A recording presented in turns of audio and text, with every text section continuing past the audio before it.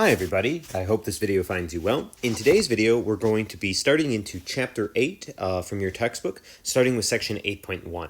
This section is going to bring us back to our discussion of differential equations, which we started in the first 4 weeks of our class. And since then, we've sort of had this deviation or this tangent into discussing linear algebra so that we have some mechanisms to finish our discussion of differential equations. Now we're ready to sort of return to that discussion of differential equation with our newfound knowledge of how linear algebra, linear transformations, vector spaces, all that stuff sort of functions. So as you guys will see here, some of this is going to be a little bit of sort of review in terms of just re-mentioning some definitions and theorems that relate to differential equations, but a lot of it is going to be restated now in terms of transformations, vector spaces, dimension, bases, all these concepts that we've been discussing for the past 8 weeks. So let's start off with a definition here. So we're going to define a linear transformation. This is sometimes called a linear operator, but it means the same thing as a linear transformation. And we're going to call this linear transformation D. And D is going to go from C1, so the functions that have at least one derivative, into the functions that are at least continuous on some interval I. Now, this is being very, very overly precise. We could just say that we're going from C infinity to C infinity if we wanted to just say, let's always work with functions that have an infinite amount of derivatives. But at minimum, we're going to be starting from the space that have at least one derivative and going into the space that is at least continuous. And the reason that we have to start from the space that has at least one derivative is because what this notation D, this linear operator, is going to do is it's going to be the derivative. So in other words, if you have f of x, an element in your domain here, then when you apply this transformation or this linear operator, D of f of x, what you end up doing is you end up taking the derivative. So we're basically just recognizing here there's not much really going on. We're just saying that the derivative is a transformation. It is a linear transformation. That's really the whole point of this definition.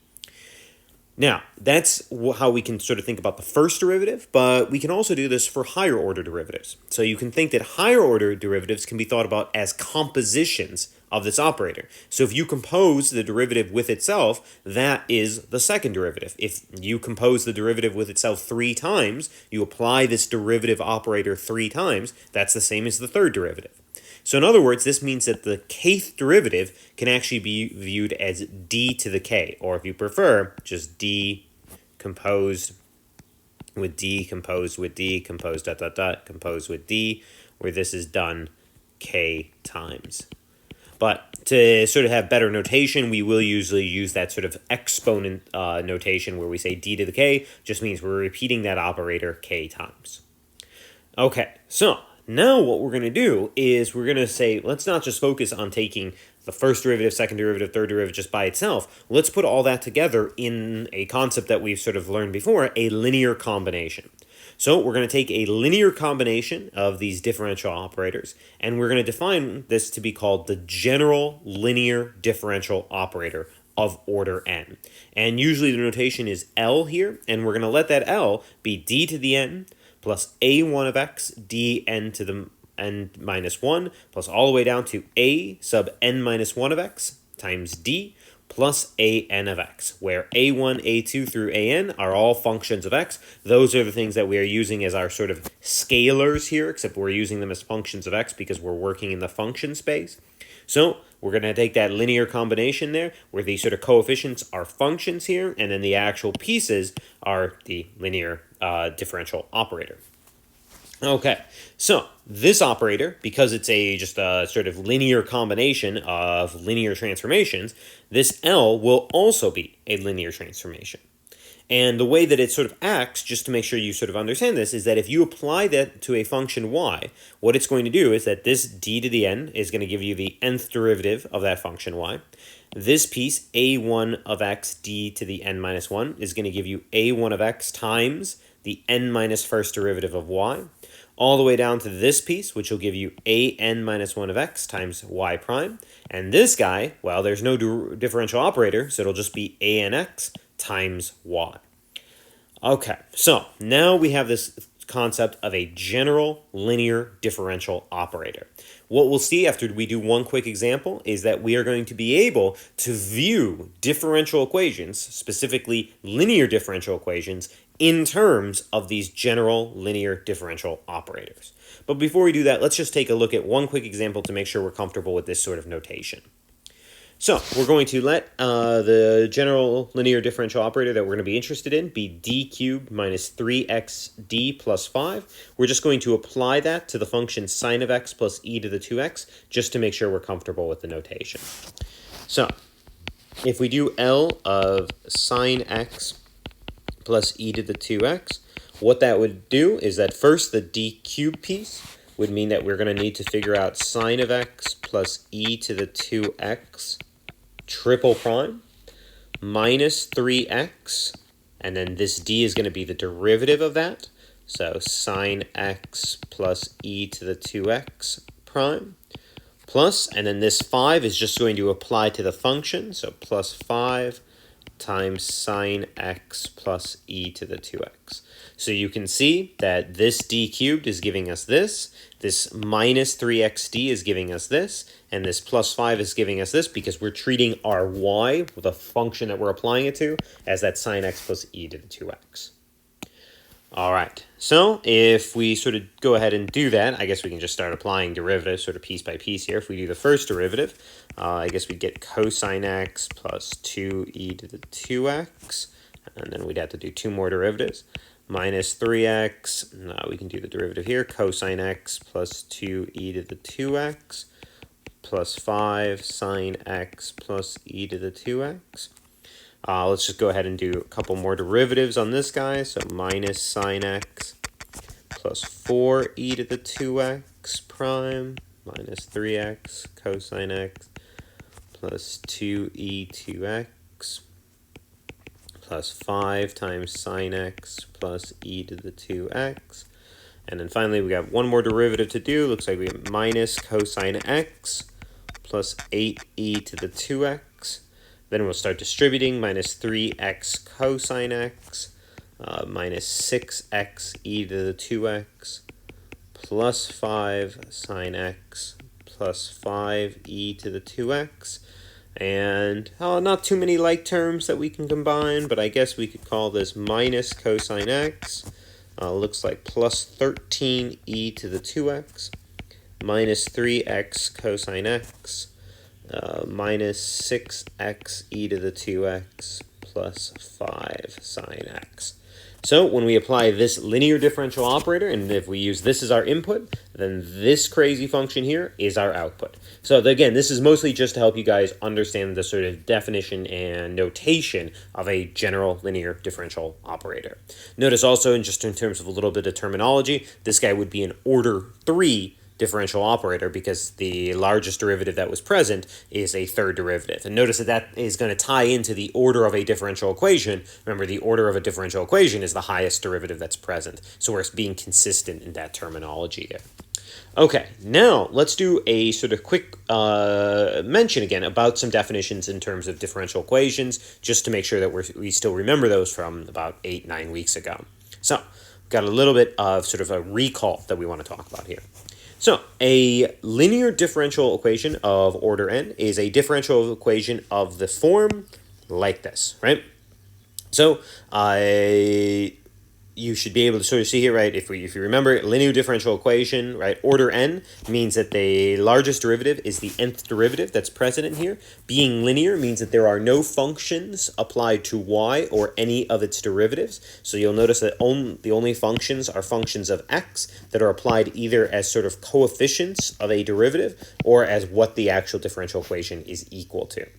Remember that if this function over here, f of x, capital F of x is equal to 0, then we call the linear differential equation homogeneous because this is the sort of linear component. This is what it's equal to. If this part is equal to 0, well, then that's a homogeneous linear differential equation. Otherwise, right, then it is non-homogeneous. And notice that that is the same sort of terminology that we used when we talked about linear algebraic equations. Being homogeneous meant it was equal to 0. Non-homogeneous meant it was not equal to 0. All right, now, with our previous discussion, you should be able to see that this equation here can be written using that sort of general linear differential operator as this entire side is L of y equals f of x. So in other words, we can say, well, you've got this linear differential equation, or you can view it as an equation very simply written in terms of this general linear differential operator. The most important part about this sort of note here is then mentioned in this second component here. If you do have a homogeneous linear differential equation, then this f of x is 0. So you basically have L of y must be 0. But if you remember, right, we said that L, because it's a linear combination of linear transformations, is itself a linear transformation. So if you're looking at L of y equals 0, then that's looking at the kernel of L.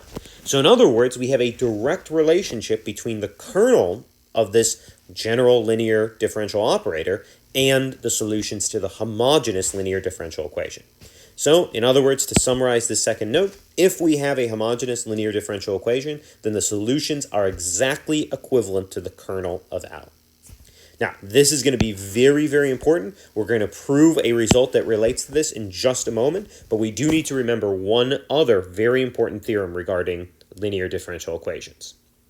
Okay, this was what we called the existence and uniqueness theorem for linear differential equations. If you remember way back to when we first began this class and we're working through chapter 1, we learned two different but very important existence and uniqueness theorems. We learned an existence and uniqueness theorem that applied to any first-order differential equation, and we learned an existence and uniqueness theorem that applied to any linear differential equation as long as it's linear. Doesn't matter the order, but it must be linear. So the one we're going to be focusing on here is linear differential equations. So let's talk about that existence and uniqueness theorem. The condition for this existence and uniqueness theorem is that those functions a1, a2, an through f of x must all be continuous on the interval that you're working in. Then remember, whenever you talk about existence and uniqueness theorems, we're always talking about IVPs. So if you choose some x0 inside that interval that everything is continuous on, then the IVP, L of y equals f of x, so there's the actual linear differential equation. And here's the IVP. Remember, since we're talking about an nth order differential equation, the IVP must have n conditions. They are based on the function, the first derivative, all the way up to the n minus 1 derivative. So we're saying y of x0 must be c0, y prime must be c1, all the way up to y, the n minus first derivative must be cn minus 1. Then this IVP is guaranteed to have a unique solution. So that is the existence and uniqueness part. The existence part is that it will have a solution. The uniqueness component is that it will be a unique solution. One quick side note that we will just be mentioning here, your book uses this terminology as well, so it's probably a good idea to have. When those functions, a1 through an and f of x are all continuous, we call the differential equation regular. And pretty much for the remainder of our course, we're going to assume that all our differential equations are regular. We're not going to run into any situations where these functions are discontinuous. That really just sort of disrupts the entire study of what we're doing here because it gives basically well-defined issues in terms of our solution. So we're not going to worry about that. We're always going to have everything be continuous, so we know that this existence and uniqueness theorem is going to apply. Okay, so now we are ready to move on to the big theorem, basically of section 8.1, and in some ways the big theorem of chapter 8. This is going to lay down the entire theoretical framework for what we're going to be doing in chapter 8. And what it's going to do is it's going to link together this note here with this existence and uniqueness theorem. So let's go ahead and state that theorem, and then we'll work through the proof, which is a relatively sort of lengthy, slightly complex proof, but we will go ahead and do it. All right, so you can even see we're calling this the big theorem here. So this says that the set of all solutions to a regular, nth order, linear, homogeneous differential equation is a vector space of dimension n. So this is saying that if you are looking at a nth order, linear, homogeneous differential equation, you know that the solutions form a vector space, and specifically, you know that the vector space will be dimension n. Now, it probably seems like there's several things we need to prove here. We probably seem to need to prove that the set of all solutions will form a vector space, and we need to sort of show that it's going to be dimension n. But it turns out that the fact that it forms a vector space is very easy. We actually knew that back from this note. As soon as we noted that the solutions to the homogeneous equation are equivalent to the kernel? Well, back in chapter 6, when you guys investigated the kernel, you learned that the kernel, right, was a subspace. So it is a vector space. So that part already done. Right? The solutions to a homogeneous linear differential equation, because they're equivalent to the kernel, automatically form a vector space. What's more important about this theorem is showing that that vector space is dimension n, which matches the order of the differential equation exactly. So let's make sure we sort of write this out, because I sort of wrote this theorem out in terms of words, but let's use a little bit of notation. So let's say our homogeneous linear diff EQ is L of y equals 0.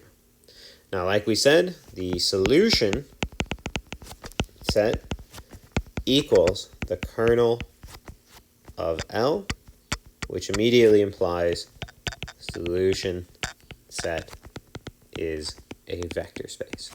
So that's what we were just saying sort of verbally, right? If we think about the linear homogeneous differential equation as in terms of this linear differential operator, then since it's homogeneous, the solution set is equivalent to the kernel. Our investigation of the kernel showed that it was always going to be a subspace slash vector space, so we know that it's a vector space. What we need to show is we need to show that this solution space, and now I can call it a solution space because we know it's an actual space, it's a vector space, is dimension n. So we need to show that the solution space is dimension n. Okay, so what we need to do is we need to find a basis that is size n. So what we're going to need to show is we can find a basis for all solutions to L of y equals 0 that is exactly n. That is exactly size n. Excuse me. Okay. So we need to find a basis for all the solutions to this equation that is exactly size n. So we're going to actually do this as a proof by construction, which means I'm going to build what that basis should actually look like. So what we're going to do is we're going to use the existence and uniqueness theorem on the following IVPs. So because the system is assumed to be regular here, since we're talking about a regular linear homogeneous differential equation, we know that the existence and uniqueness theorem for linear differential equations is going to apply, and I'm going to apply it on a group of IVPs. So we're going to use L of y equals 0 with y of x0 equal to 1, y prime x0 equal to 0, all the way down to y n minus 1 of x0 equals 0. So I'm going to apply the existence and uniqueness theorem on this IVP, which is this differential equation with these conditions, where I'm going to say 1 for the function evaluated at x0 and 0 for all the derivatives. And because of the existence and uniqueness theorem, we know that there's going to be a unique solution to that. So we're going to then call the unique solution here y1. Okay, so we're going to call the unique solution to this guy y1. So that means that y1 has the property that L of y1 equals 0, y1 of x0 is 1, y1 prime of x0 is 0, so on. Okay, now we're going to do that for another differential, another IVP, and this is going to be the same differential equation, but different initial conditions.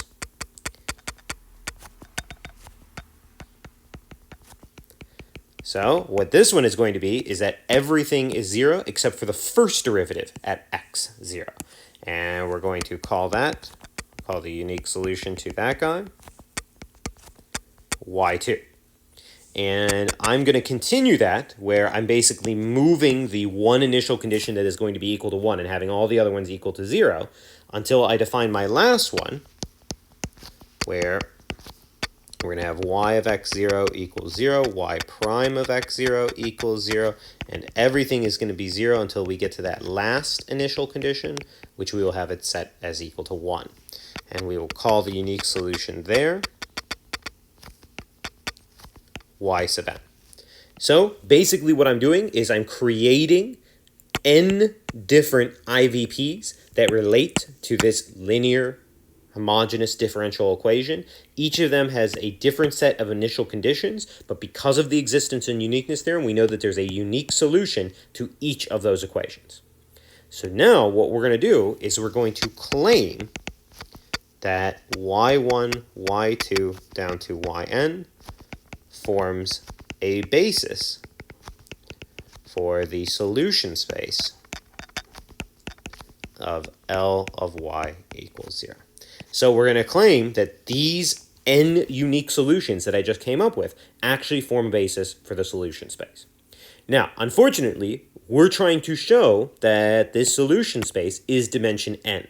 So we actually don't know that it's dimension n yet, which means that to show that this forms a basis, we're going to need to do both components of showing something as a basis, meaning that we will need to show that y1 through yn is linearly independent, and we will need to show that it's a spanning set.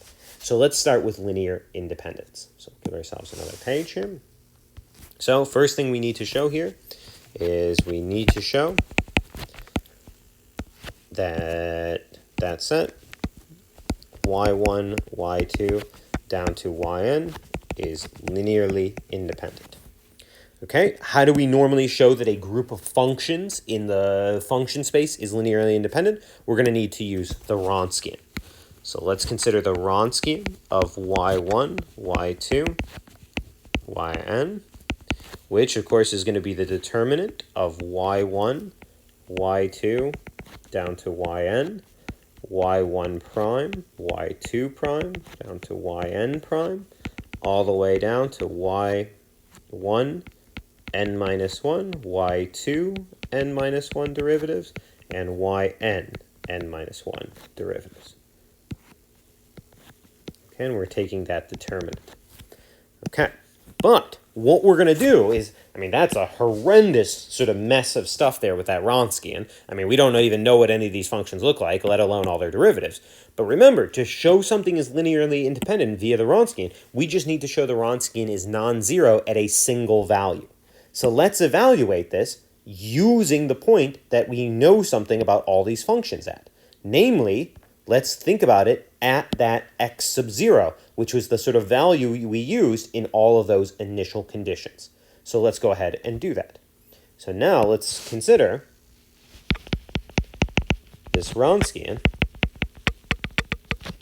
at x sub 0. So the Wronskian of y1, y2 down to yn at x sub 0 would be the determinant of y1 at x sub 0, y1 prime at x sub 0, all the way down to y1 n minus 1 at x sub 0, y2 at x sub 0, y2 prime at x sub 0, all the way down to y2 n minus 1 of x sub 0, all the way across to yn at x sub 0, all the way across to yn prime at x sub 0, all the way down to yn n minus 1 derivatives at x sub 0.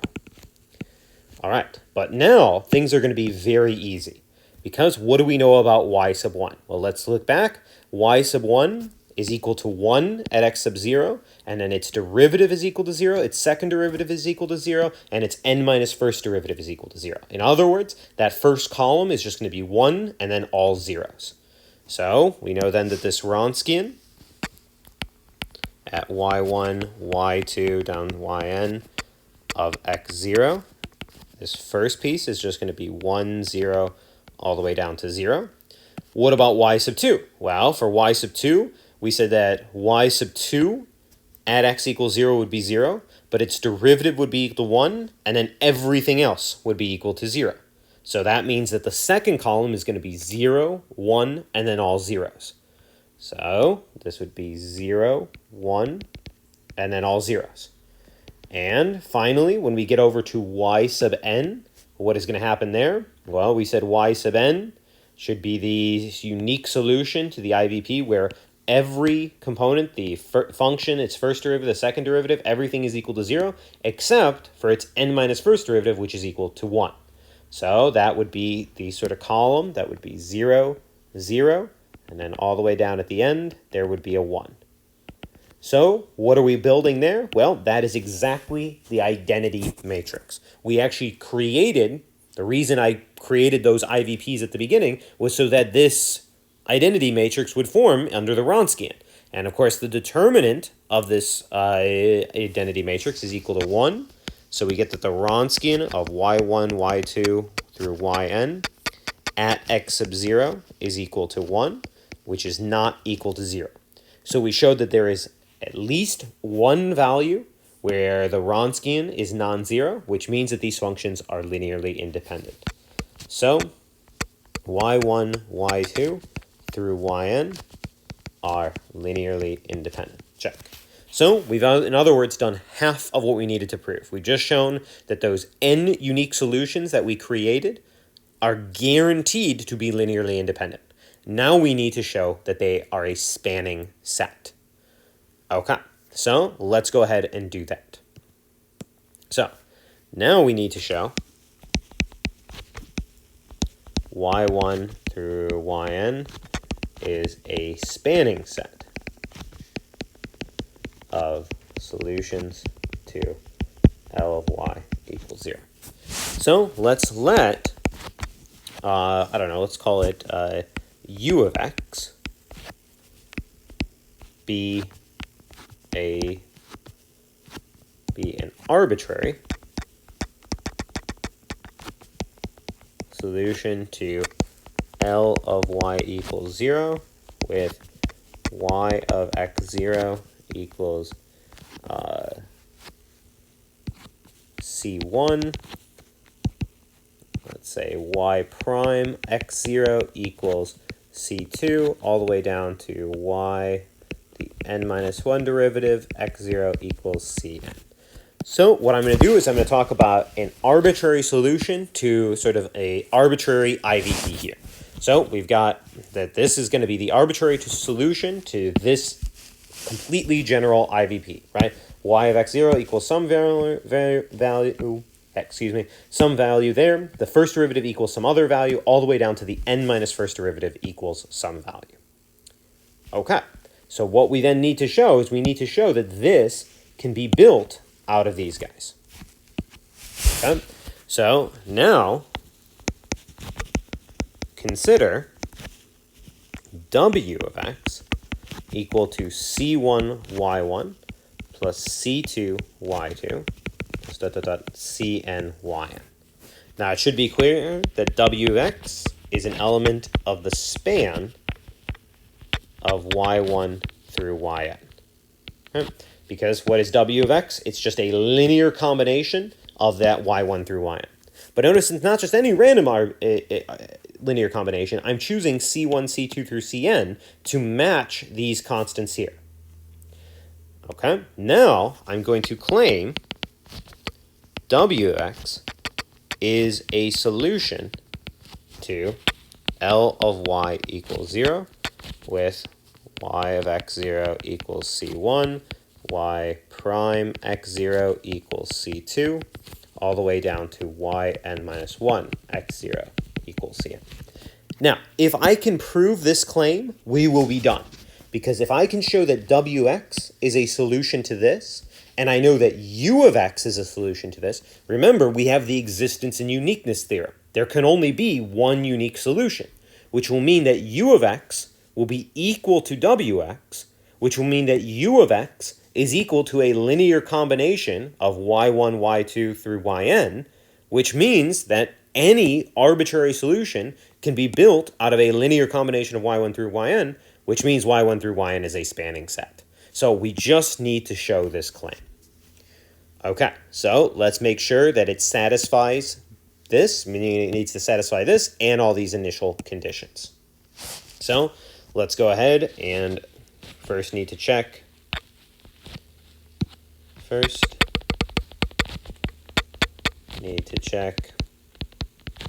It satisfies the differential equation.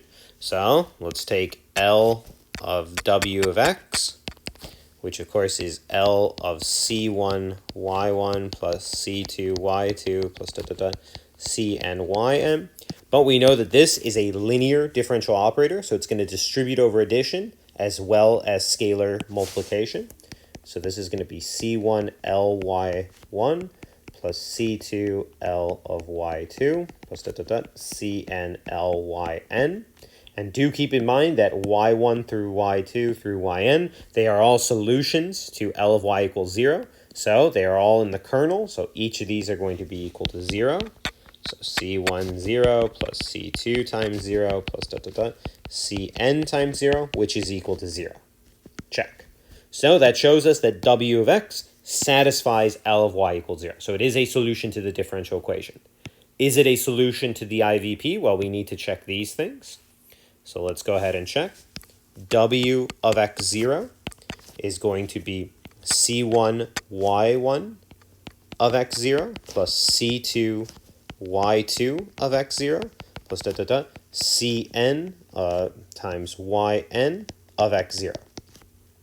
But remember, if we go back, what did we say about the initial conditions? Well, y1 of x0 was equal to 1, y2 of x0 was equal to 0, yn of x0 was equal to 0.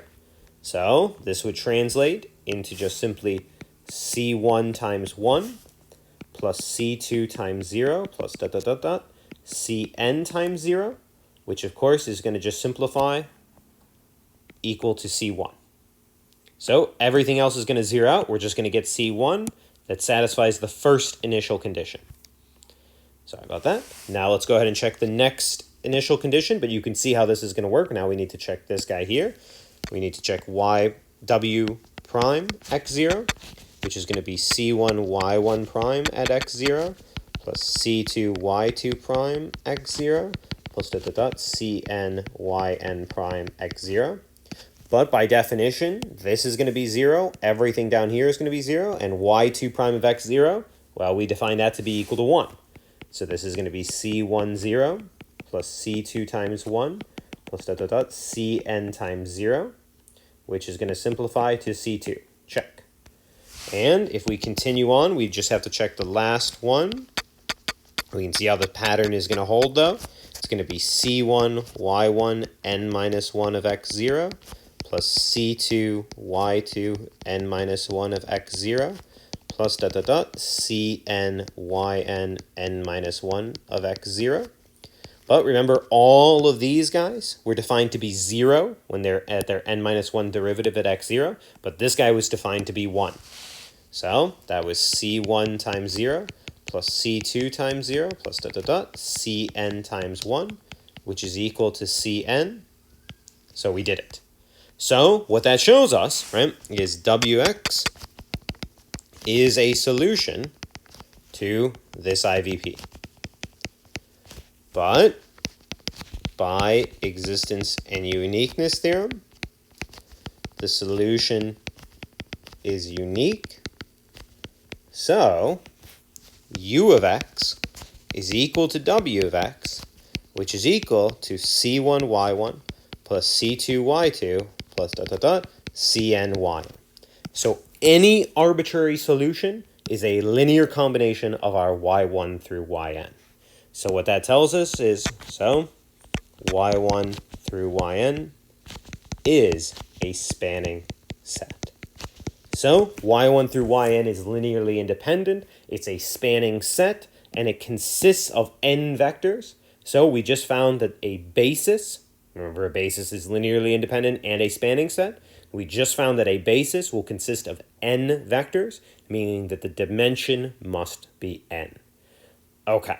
Now, I know that that's a very sort of lengthy, complicated proof. I definitely read through it. Your book only proves it in the case of a order 2. We went ahead and proved it in general for order n because I think it's such an important theorem. But I really, really want to stress to you guys, even if you find the sort of proof, all the sort of details of it confusing, make sure you go back and you really understand the statement of this, right? Because the statement is what's really, really important.